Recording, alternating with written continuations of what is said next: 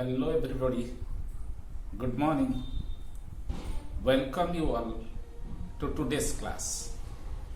Today I will be discussing one of the most important contribution of Karl Marx, that is alienation. As you know it, alienation as a concept was introduced by Karl Marx in a book with the title Das Kapital.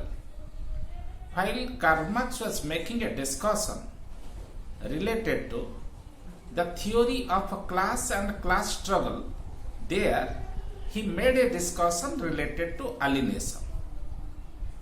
Before teaching you formally what alienation is all about, first I am citing an example. You see, sometimes things so happen in context of production activity in industry that the industrial workers don't feel comfortable the moment they work inside the industry. They feel as if they are working not for themselves but for the purpose of making the industrialist prosperous. So while the workers are working in industry and they are not enjoying their work activity, rather they feel that they are working just to get wage and they are working just to make the industrialist get more and more profit. This feeling of industrial worker is called alienation. What is that alienation? You see, make a derivation of alienation. Align plus ason, that is called alienation.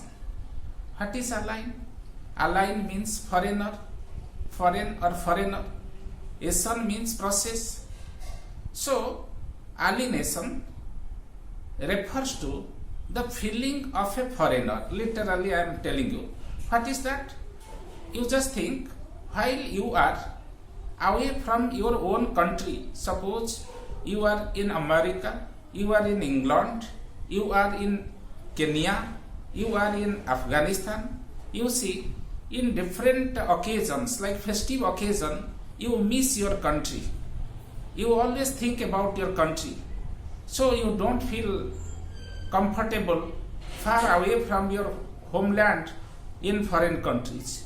So this feeling is called the feeling of deprivation. So while the workers, they are inside the industry, they don't feel comfortable. Why don't they feel comfortable? That I am telling you. Align plus ason, that is called alienation. Ason means process, align means foreigner. So the feeling of a foreigner is called alienation. While the industrial workers are working in industry, they think that their work is not giving them satisfaction. They don't get job satisfaction. Rather, they think that they are working because if they don't work, they will not get wage. If they don't get wage, obviously it's impossible to sustain their livelihood. It's impossible to provide 2 square meals to their children.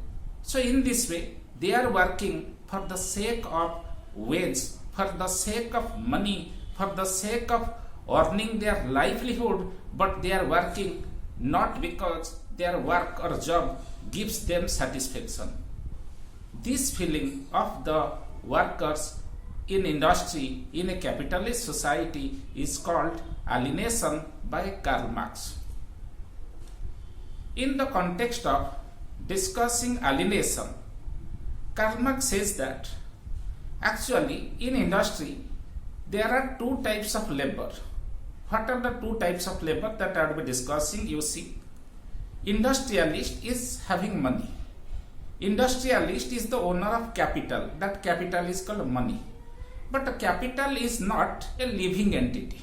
Rather, capital is a non-living entity.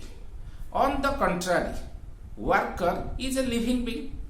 So, worker is a living being.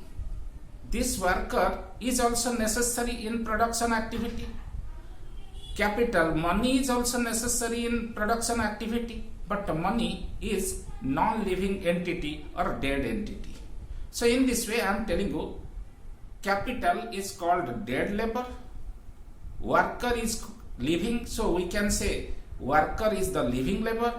So Karl Marx in a very crystal clear manner says that alienation develops in a situation when the dead labor, that is capital, dominates over living labor.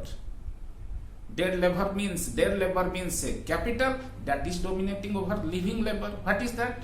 How? You see, if you have money, you can erect industry. Once you establish industry, large number of workers should rush to your industry for the purpose of seeking a job. So money is important than workers, but workers are living being while money is non-living being, that is the dead labor.